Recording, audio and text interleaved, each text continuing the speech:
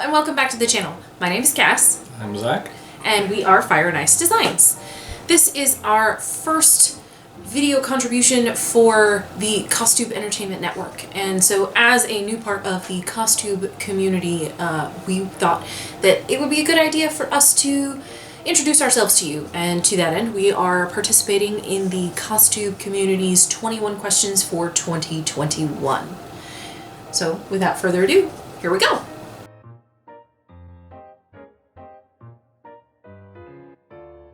I'm gonna have to go with steampunk on this one because I am more of a fabricator than I am good with needle and thread. I'm actually rubbish with that.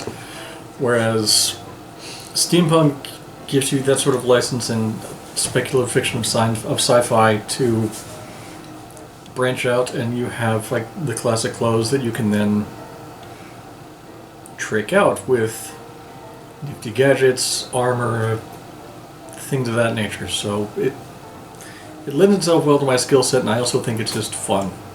I really am into the fantasy end of costuming. That was sort of my gateway into costuming and seeing the different historical inspirations in different fantasy elements. I will take everything out of the Lord of the Rings costuming department. All of the things.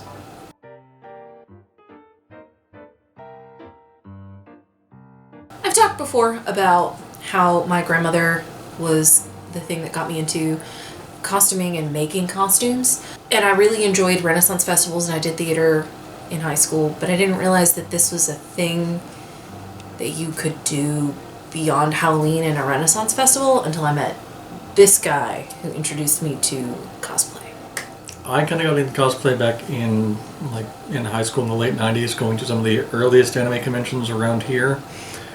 And, you know, walking around seeing some of the costumes, like, well, that's neat. That's cool. I want to do that.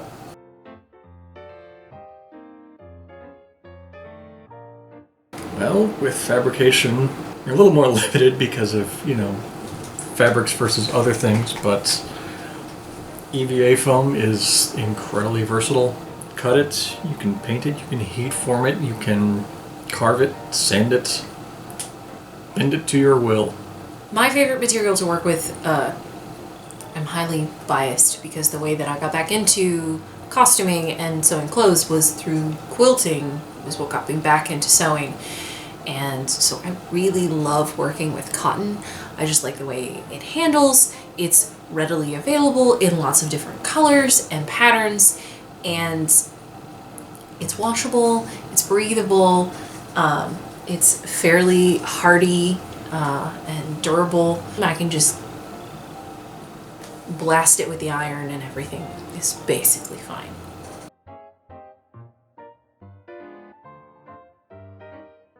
My dream event would be to go to Venice during Carnival, because Venice is beautiful and Italy in general is beautiful, and the light in Italy is just different. From the pictures I've seen, it looks like everyone's having such a great time, and they're all at the parties, and everyone's in beautiful costumes and wearing beautiful masks, and the beautiful architecture. And I'm probably never going to get there because we're not going to be able to afford to go before Venice is underwater. One of the costumes that's in the pipeline for me is Cade 6 from Destiny 2, and the setup for that is it's past the collapse of humanity, and so a lot of the aesthetic is you have urban decay to an extreme degree, and so around here we don't really have, like, you know, abandoned, rusted out, walls collapsing factories, but that is really what is in my head for the shot I want.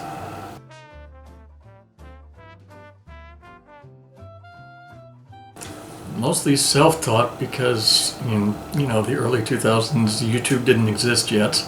The internet was not what it is today. There was a lot of GeoCities, Alta Vista sites, and things of that nature. So there was a lot of trial and error trying to figure out certain things.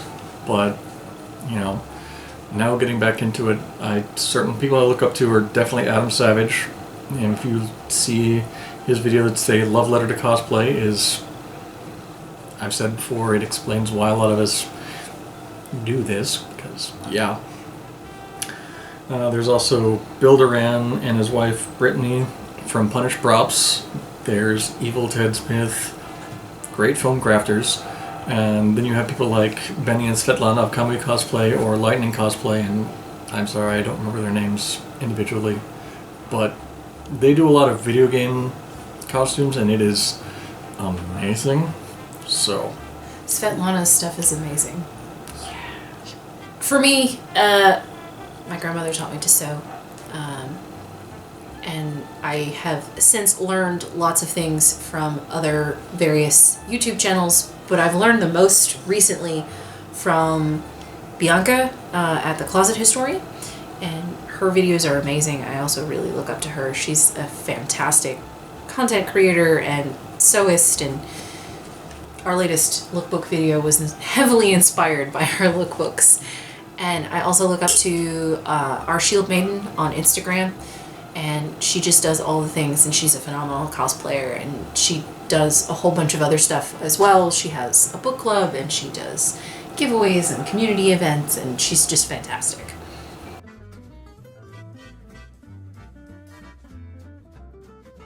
Beyond this year, the project that I'm most proud of is, even though it's incomplete, my Anna's coronation gown costume. It was, up to that point, one of the most difficult things I had ever taken on. And I was working with velvet and bridal satin and using materials that I had never used before and techniques I had never used before. And so even though the detail work is not done, the embroidery detail isn't done, it came out really nicely and I'm super happy with it. Again, leaning back into the steampunk side of things, are steampunk Disney villains, because I got to do all the fabrication. I made the Maleficent fold-out wings and jetpack. They were so cool. And for my steampunk Dr. Facilier, I got to make all the things like the teeth for his bone necklace, sculpted out the little voodoo medallion. Also, we had cast my head earlier that year because of a previous project, and I made an actual, sculpted out the latex, in latex, the skull mask of his when at his most terrifying.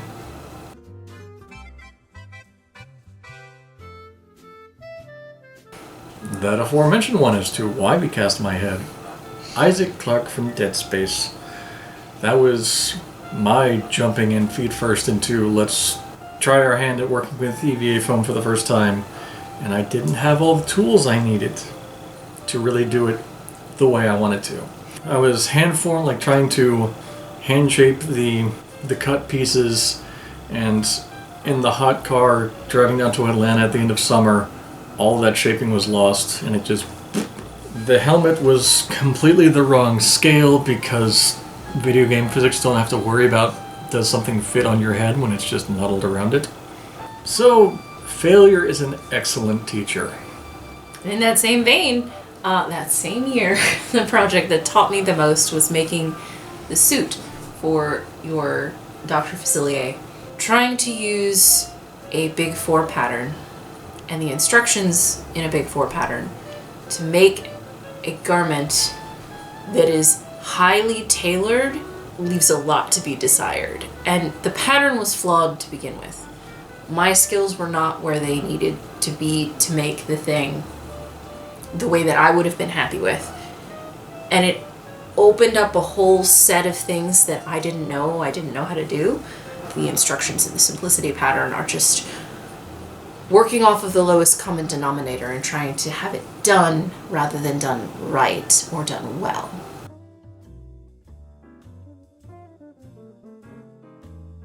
I would like to learn lots of things, but the thing that I am thinking about learning is lace making. One of the bus drivers who works at our school does bobbin lace making, and he just chills in the cafeteria waiting for his bus route time, making bobbin lace. It's very meditative, also very complicated looking. It's mesmerizing. It's complete voodoo magic. I want to learn weathering and distressing. A lot of the pieces, if they're just straight pristine paint, there's no narrative to it, there's no life, it's never there's no experience tied to this piece. So oil and acrylic washes, distressing, weathering, beating the crap out of a piece so it looks like it's been through something.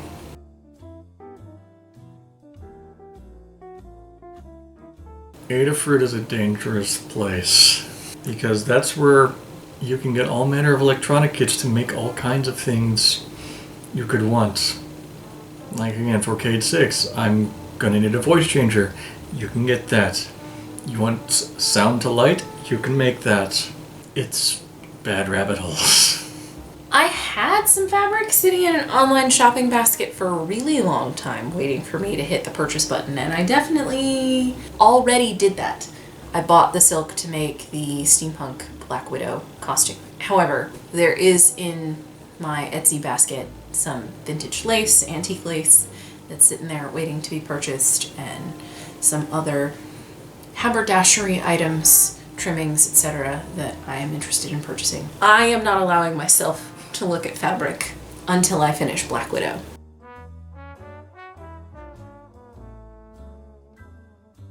I wasn't sewing a project at the time, but when I was in theater class in high school, we were trying to fabricate a puppet. I don't know why we didn't use fabric, because I feel like that probably would have led to a better result. But for some reason, we decided to use styrofoam shapes to make a bird and hot glue them together, where we melted the styrofoam with the hot glue and it melted it and warped it a bunch and it didn't look right. And then we spray painted it, which also melted the styrofoam. We did do that outside. And then we covered it in feathers with spray adhesive. It was a mess. We should have just went with the fabric. It would have been a lot faster and a lot cleaner. So probably 2004, 2005, I think it was, I made a set of armor, leather-backed metal armor from the video game Shinobi.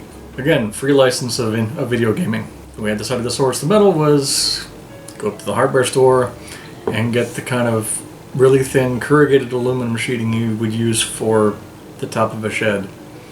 And I just remember my friend and I driving back to our apartment with this 8-foot long sheet of aluminum bungee cord at the top of my Toyota Corolla. Both of us with a hand out the window holding it down so it didn't catch wind and fly off. And you know who I'm talking about.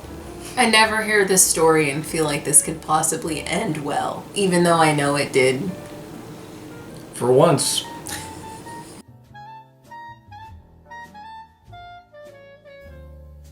I want to make all of the Lord of the Rings costumes, please and thank you. Just kinda, yeah. It's give just me. Hobbit. Make me a ranger. Elf. Ranger. Heck, I'll be a wizard. I will wear Gandalf's wizard robes. The wood elves have some nice places to live. I love the trees and the forests and the woods.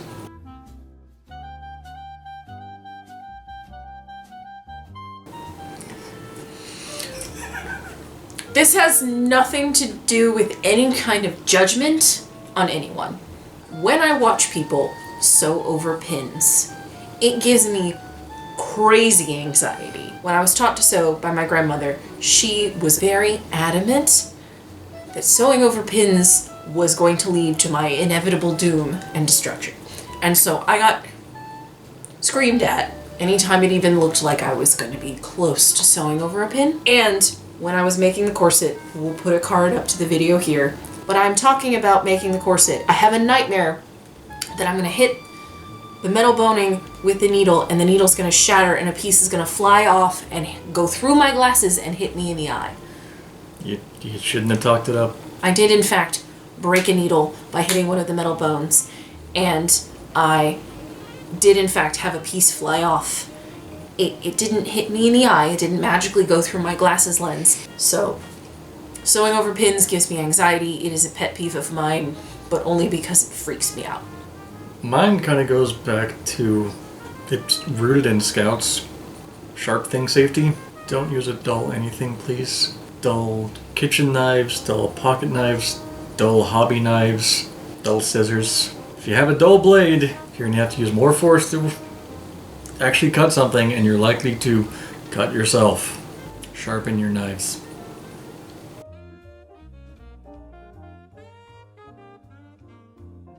My favorite tool to use is my rulers. A variety of quilting rulers. There's a whole bunch of different ones, and now I have some, this is a French curve.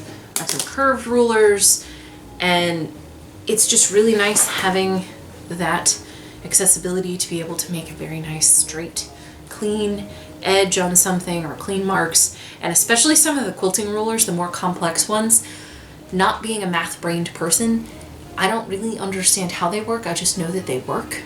Invest in some good rulers. Foam Crafter's Friend is a heat gun. So you can get basically kind of $20 one from Craft Store, a hairdryer on steroids, and then you can go for Big Chungus. It's a hairdryer on anabolic steroids. Heat shape foam to set it in a certain shape you want. You can cut detailing into it, blast it with heat, and then it'll open the pores up and look like something that's been etched in or carved. It's neat effects. Also with painting stuff, I can put a coat down with the airbrush, go over with a heat gun, dry it. Another coat down, dry it. Saves you time.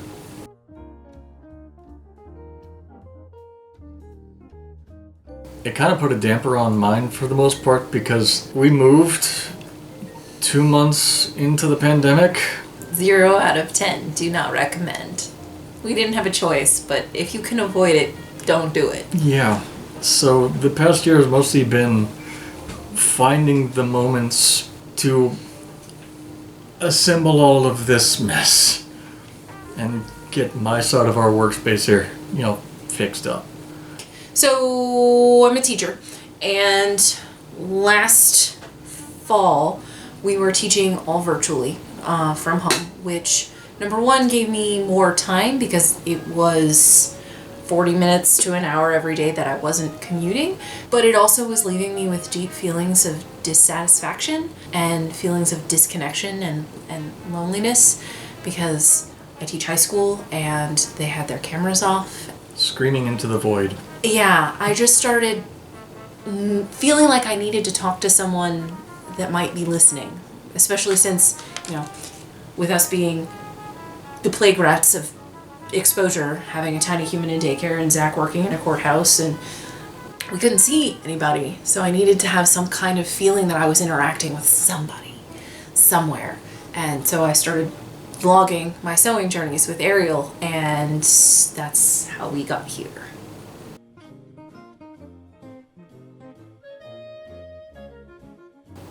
Past year, because we were holed up and eventually launched this, with building our Etsy store and our brand, I got to flex old designer muscles that had kind of atrophied because my job does not give me the opportunity to use those. So finally got all the parts to build myself a new PC that could actually handle doing this again. It's rediscovering old skills and putting a fresh edge on them. The thing that I did in the last year that I am most proud of is the 2020 holiday Ariel Barbie. I am super proud of the way that came out, and even though it was way more complicated than I thought it was going to be, as seen in the early videos where I'm talking about getting worn footage of it on Christmas Day, and I didn't finish it till June, I'm still really happy with the way it came out, and I'm excited to hopefully be able to continue to go out in public and see humans and wear it at a con that's not in the middle of summer.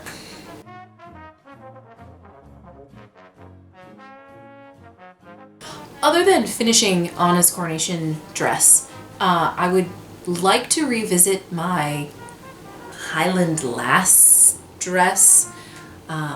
It was one of the earliest things that I made when I came back to sewing. It was good for where I was. I followed the pattern. It was fairly straightforward. I made some bad fabric choices for some of the pieces, but some of the other fabric is really good for what it is. The tartan is really good. I followed the pattern. Some of the instructions in the pattern are they're questionable, so I would like to revisit that and disassemble it and reassemble it and use some different materials to facilitate a better result that I'm more happy with and am more able to wear on a regular basis. I plan on remaking Isaac knowing all the things I know now and having the better toolkit than I did at the time, because that's not quite enough when you need to do foam crafting. Having the wider range of tools and the practice in making things now, I want to make that to the original vision.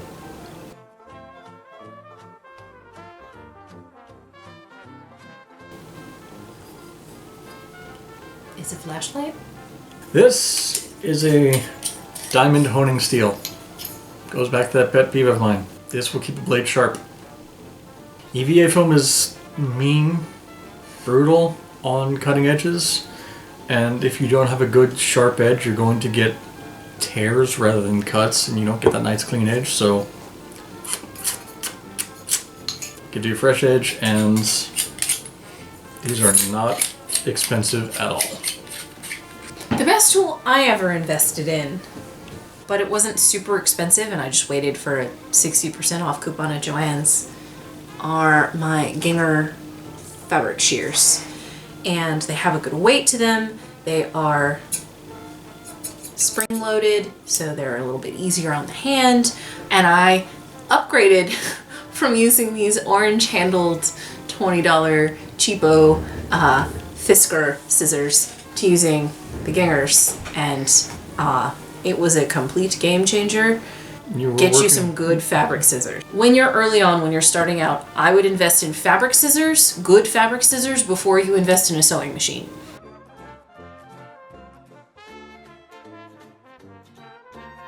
So I needed some new sewing snips. And I went on Amazon and I found a pair of sewing snips that had a chain so I could wear it around my neck, and it had a little holder, and it came with a thimble and an awl and a bodkin. I couldn't wear the chain or the thimble because they turned my skin green because it's low quality metal and I have metal allergies. The only part of these snips that is still sharp is the point. They are too small and delicate to sharpen. The bodkin works just fine. It does its job, but the handle on the awl is super small, and if you've watched our videos early on, you've seen me struggle with this thing. And also, it's bent. I've used it not even for a full project. The comparison is that.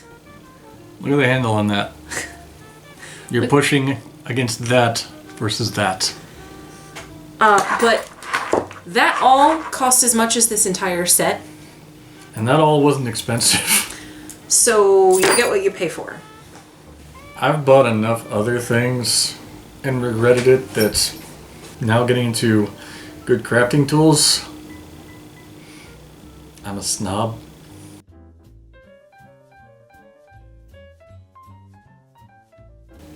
Whether it's digital or physical, masking. Photo manipulation or anything like Photoshop, probably one of the things you're going to spend a lot of time on is making a good, detailed, accurate mask. And when you're working in the physical, once you've painted the piece, you've spent all this time masking out and then peeling away all that masking, or similarly like weeding vinyl off of a really detailed cut. That nice, sharp, clean edge. Beautiful. For me, it's either, for some reason, sewing with French seams is really satisfying to me, but also, especially when quilting and you've got all those tiny little points and corners, when you can sew them together and line them up and have everything match just so, particularly on triangles, man, that's good. It's just so satisfying.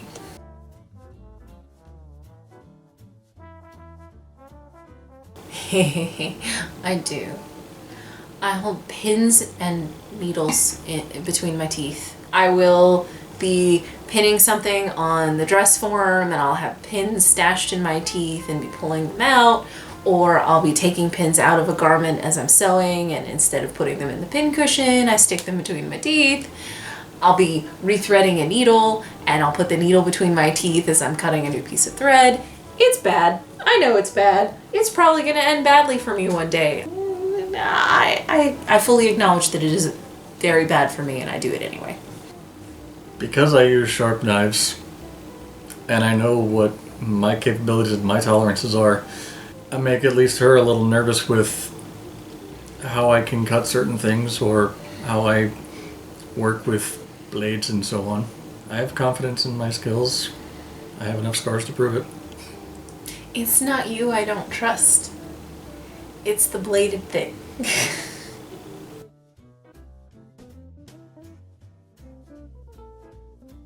To start, I'm a terrible southerner. I don't like tea in like any form. That goes back to when I was like 5. So, little 5-year-old me is in the kitchen, looks on the counter, sees a glass like, apple juice. I want some apple juice. Takes a swig. My dad also doesn't use sugar in his teas. Psychologically, I've never gotten past that. I can't. So, tea's out. Coffee is a useful tool, but sometimes, especially of late, it started to kick back at me with heartburn occasionally. Yeah, getting older. So, I'm going to have to go with dopamine, darling, dopamine. My answer is yes. All 3. Potentially at the same time, depending on the day I've had. Tea is for the soul, coffee is for the body, chocolate is for the brain. It's true. I drink coffee in the morning when I need to wake up. I drink tea when I need to recenter or feel meditative, or when I don't need to be awake. And I eat chocolate for dopamine. If you enjoyed getting to know us and hanging out with us for the time that we spent together, give this video a like. If you are interested in hanging out with us and seeing more of our sewing and cosplay and crafting adventures, please hit the subscribe button and the notification bell so that YouTube will let you know anytime we upload a video. And let us know in the comments down below, tea, coffee, or chocolate, what is your preference? Have a good week, and we'll see you next time. Bye, guys!